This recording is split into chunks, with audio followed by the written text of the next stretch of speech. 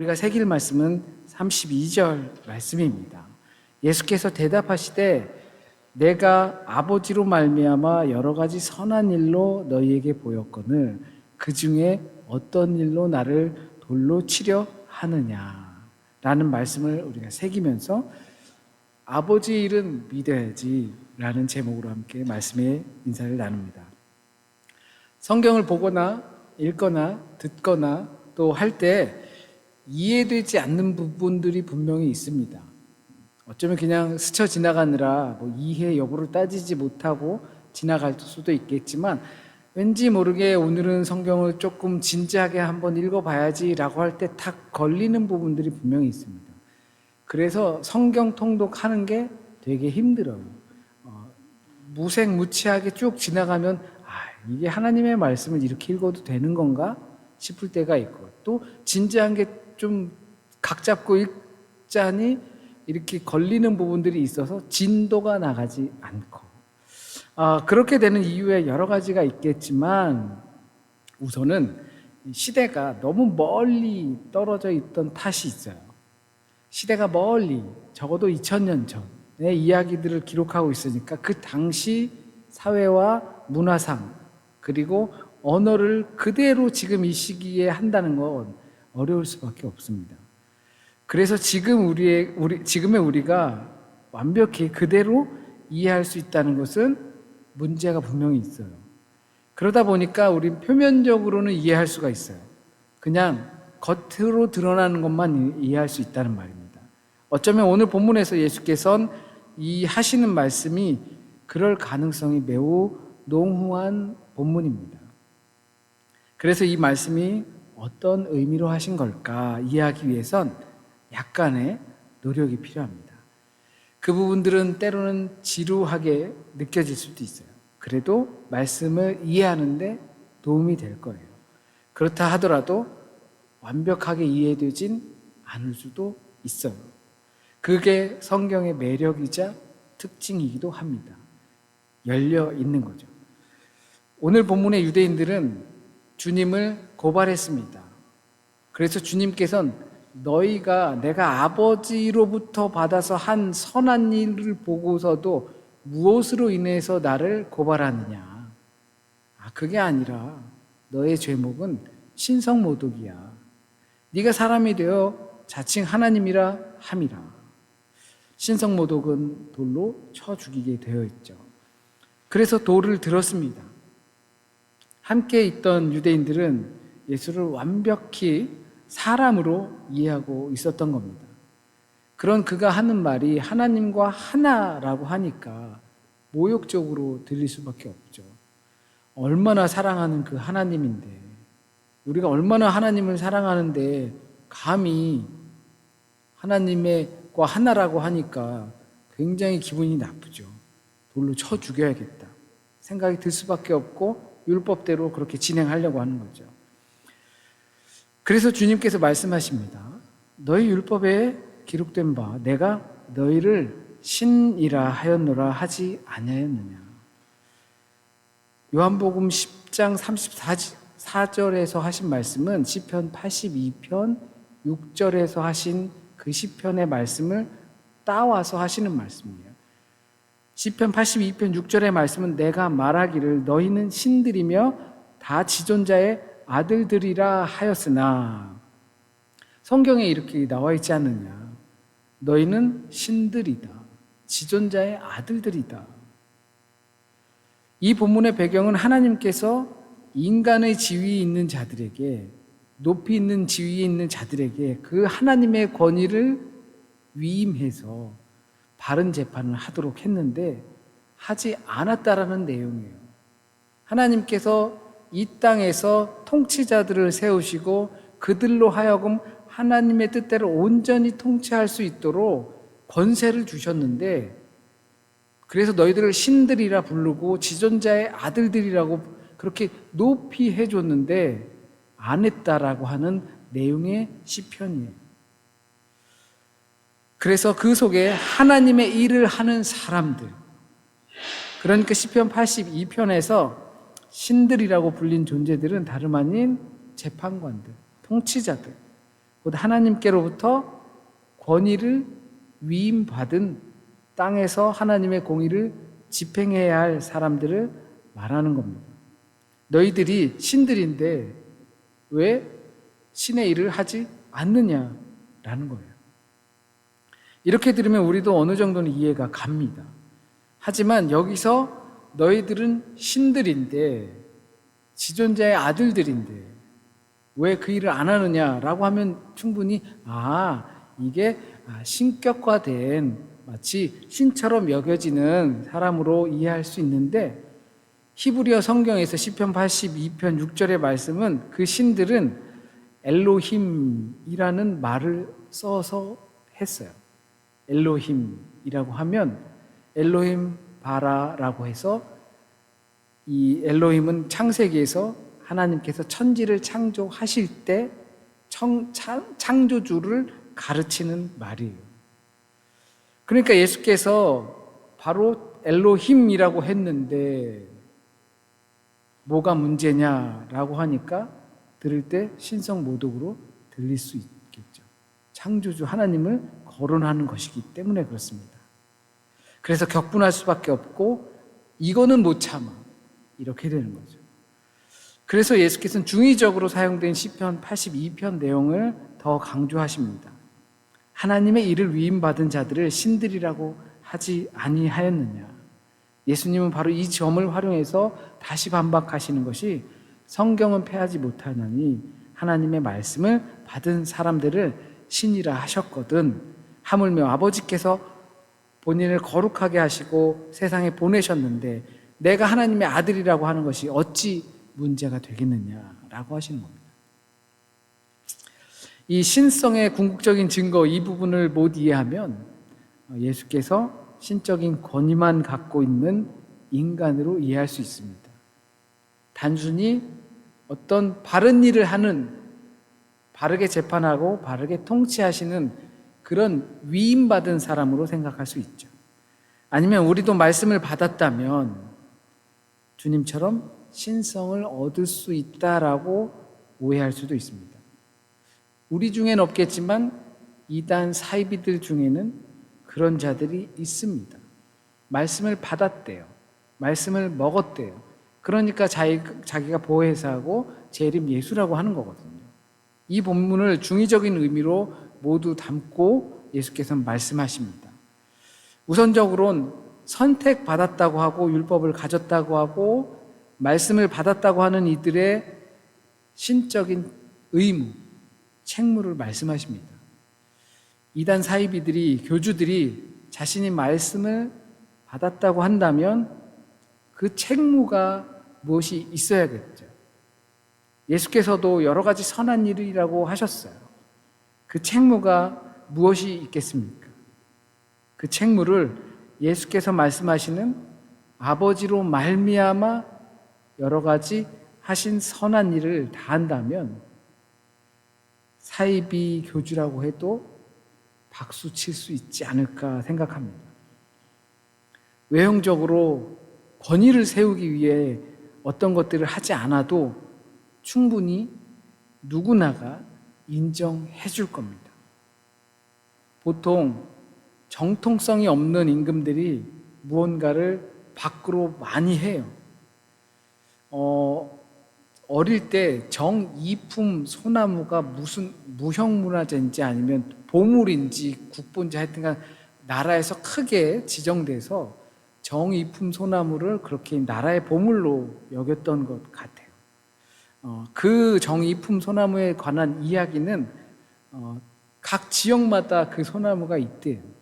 멋있게 생겨서가 아니라 오래 살아서도 그렇지만 우리가 잘 알고 있는 세조의 정이품 소나무라고 보통 알려집니다. 이 세조가 이제 난을 일으켜서 한 거잖아요. 수양대군이 이제 자기 형의 아들을 이제 쫓겨내고 그 다음에 죽여서 계유정난이 맞는지 모르겠는데 그걸 일으켜서 난을 일으켜서 자신이 왕위에 오르니까 이 정통성이 떨어지잖아요. 정통성이 떨어지니까 어때요? 신하들이 생겨야 돼요. 그래서 자기가 지나가는데 소나무가 이렇게 고개를 숙였다. 하여요. 또 세조가 이렇게 피부병이 있었잖아요. 그러니까 어느 이렇게 정 같은 데서 이렇게 목욕할 수 있는 그런 암자 같은 데서 목욕했더니 어떤 이렇게 선녀가 이렇게 내려와서 물을 해가지고 그 피부병이 칵 나았다. 뭐 이런 설화 같은 이야기들이 그들에게 같이 꾸며집니다. 왜냐하면 그 왕권을 더 높이 견고하게 세워서 인정받으려고 하는 거죠. 본질적인 책무와 거리가 멀수록 겉을 화려하게 하거나 잡설이 많은 법입니다. 그렇기 때문에 이 하나님의 일이라는 증거가 우리에게 또는 예수 그리스도께 또는 사입이라고 하는 사람들에게도 그 일이 있다면, 맡겨주신 그 책무를 감당할 수만 있다면, 그렇다면 이 겉으로 화려하게 표현하지 않아도 될 겁니다. 며칠 전에 뉴스도 어떤 사이비 교주가 차량을 이동하는데 교통을 다 통제하고 막 마치 대통령이 가는 것처럼 막 그렇게 했다고 해요. 왜? 자기의 권위를 세우기 위해서 일부러 그렇게 하는 거거든요. 그건 권위가 없으니까 그렇게 하는 겁니다. 또 다른 것은 만약 하나님의 말씀을 받은 불완전한 인간 재판관들조차 신들이라고 불릴 수 있다면 하나님 아버지께서 직접 거룩하게 하셔서 세상에 보내시고 아버지의 일을 행하시는 그 당신이 하나님의 아들이라고 자신을 칭하는 것이 어찌 신성 모독일 수 있느냐라는 것입니다. 예수님은 당신의 신성 주장이 구약 성경 맥락과 결코 모순되지 않다고 보셨어요. 아버지로 말미암아 여러 가지 선한 일을 보이셨기 때문이에요. 자기가 한 게 아니에요. 아버지로 말미암아 나타난 선한 일이에요. 나아가 당신은 단순히 하나님의 권위를 위임받은 인간과는 비교할 수 없는 아버지와 본질적으로 연결된 하나님의 아들이다라고 천명하셨습니다. 만일 내가 아버지의 일을 행하지 아니하거든 나를 믿지 말려니와 내가 행하거든 나를 믿지 아니할지라도 그 일은 믿으라. 그러면 너희가 아버지께서 내 안에 계시고 내가 아버지 안에 있음을 깨달으리라 하시니. 내 말을 못 믿겠거든 그냥 그럴 수 있어. 말은 못 믿을 수도 있어. 그러나 내가 한 일들은 부정할 수 없잖아. 봤잖아 그건. 그러니까 그 일들을 보고 믿으면 좋을 것 같아. 그러면 그 일을 통해서 나를 믿게 되면 그러면 내 안에 아버지 안에 내가 있다는 사실을 알게 될 거예요 라고 하십니다. 예수께서는 당신의 말만으로는 믿지 못하겠다면 행하신 일들을 통해서 믿으라고 촉구하십니다. 이 부분이 핵심인 것 같아요. 이 카테고리는 나는 양의 문이다. 나는 선한 목자다. 선한 목자는 양을 위해 목숨을 내놓는다. 라는 맥락 안에 같이 있어요. 그러니까 그 일이 뭐냐면 바로 그 일을 뜻하는 거예요. 우리가 하나님의 말씀이 이해되지 않을 때 또는 믿음이 생기지 않거나 의심이 들 때 주님의 일을 본다면 적어도 그 일만큼은 부정하지 말아라 라고 하는 거예요. 생각으로 논리적으로 이해의 범위 안에선 이해되지 않는 부분들이 정말 많을 거예요. 말씀을 읽다가도 그럴 수도 있고요. 그런데 하나님께서 예수 그리스도를 통해서 보여주신 그 사건, 행하심, 그것만큼은 사실 부정할 수 없는 건데 지금 2000년이라는 세월이 지나가니까 그것도 다 허구 아닌가라고 생각하게 되는 거죠. 하지만 그 하나님의 일만큼은 의심하지 말아라 라고 하십니다. 일이 곧 주님의 뜻을 나타내기 때문입니다. 주께서 하신 일이 무엇입니까? 적어도 우리는 알고 있습니다. 눈먼 자의 눈을 뜨게 하시고 걷지 못한 자를 걷게 하시고 대신 채찍에 맞으시고 대신 찔리신 일입니다. 이 일을 이사야가 예언하였음을 우리는 알고 있습니다. 지금 그 현장에서 주님의 말을 듣고 있는 자들도 알고 있습니다. 그가 눈을 뜨게 했고 또 실로암 연못에 들어가지 않아도 걷게 하고 자신이 양을 위해 죽을 수 있는 선한 목자라는 것을 듣고 봄으로 알고 있습니다.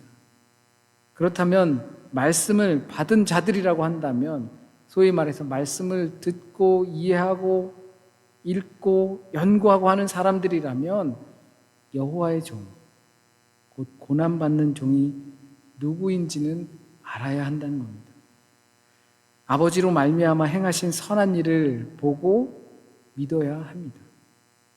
이것이 선한 목자가 하는 일입니다. 사꾼인 주제에 무게 잡고 외형적인 권위를 세우기 위해서 주름 잡지 말고 하나님께서 맡겨주신 책무부터 먼저 성실히 해야 합니다. 그렇지 않으면 가짜 티가 너무 나는 거예요. 우리 대부분의 그리스도인들도 마찬가지입니다. 주님의 이 일들을 보고 믿어야 합니다. 그렇지 않으면 신화 속의 예수로 전락하고 마는 겁니다.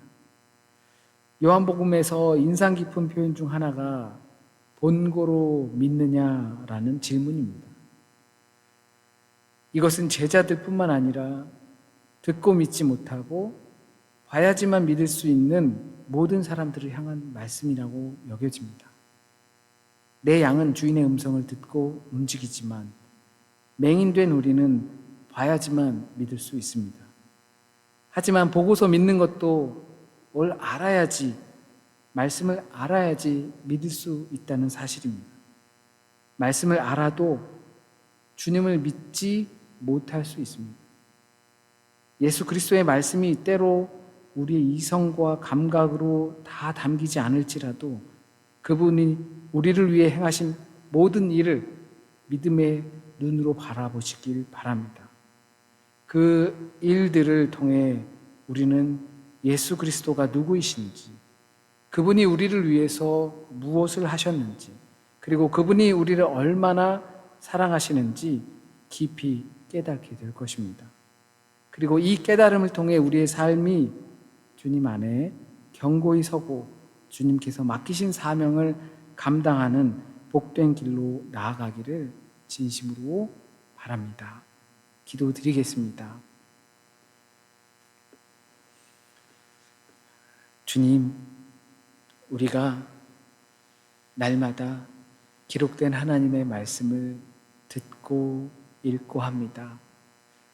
아니, 지금까지 세월하면서 참 많이 말씀을 듣고 읽었습니다. 그럼에도 우리의 이성으로는 온전히 완벽히 다 깨달을 수 없는 것이 하나님의 말씀임을 압니다.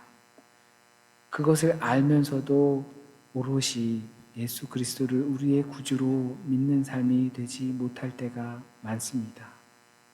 주님, 우리에게 볼 수 있는 눈을 허락하여 주세요. 주님께서 우리의 눈을 뜨게 하여 주시고 분명히 우리에게 보여주신 그 하나님의 일을 봄으로 우리가 예수 그리스도를 우리의 삶의 구주로 믿고 살아갈 수 있도록 도와주세요.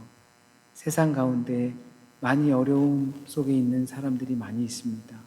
주님, 그것들이 우리는 다 알 수 없지만 주님의 섭리 가운데에서 하나님께서 역사하시는 일을 우리가 가만히 보고 지켜보고 있게만 하시는 것은 아니라 믿습니다.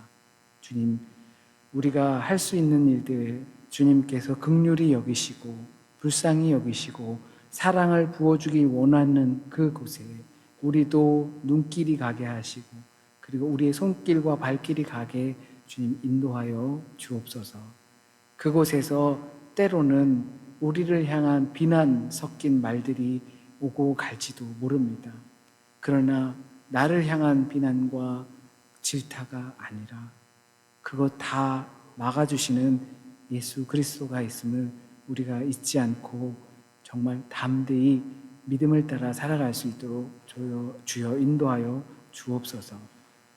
오늘 이 시간 우리가 들어야 할 하나님의 말씀만 온전히 우리의 생각과 기억과 영혼 속에 남게 하여 주셔서 온전히 하나님의 뜻을 따라서 뿌리 내리고 열매 맺을 수 있도록 주여 인도하여 주옵소서. 한 주간의 삶도 주님께 맡깁니다. 주님, 방학을 맞이해서 고국을 방문한 가정들이 있고 또 한국에 있는 가족들을 방문할 또 가족 청년들 있습니다. 주님, 이 한 주간의 삶 속에서 그리고 방문과 왕래 속에서 하나님께서 온전히 우리의 길을 인도하여 주시고 선한 길로 인도하여 주실 것을 간절히 소원드립니다. 또한 이 긴 여름 동안 우리에게 맡겨주신 사명 이것을 통하여서 애쓰면서 노력하는 우리 믿음의 식구들이 있습니다. 주님, 그 애씀과 노력 가운데 하나님께서 함께 하고 계시다는 사실, 홀로 두지 않고 계시다는 사실이 우리의 마음속에 정말 꽃필 수 있도록 도와주옵소서. 그리고 주님, 아픈 자들, 힘든 자들, 그리고 외로운 자들, 염려가 있는 자들 가운데 주님 친히 찾아가 주셔서 그 속에서 주님께서 함께 하심으로 말미암아 내 생각과는 다를지 몰라도 하나님의 온전한 뜻대로 이루어져 감을 볼 수 있도록 인도하여 주옵소서. 한 주간의 삶에서 주님의 말씀으로 승리하는 우리 모든 믿음의 식구들 되길 간절히 소원하며 모든 말씀 우리 주님 예수 그리스도의 이름으로 기도드립니다. 아멘.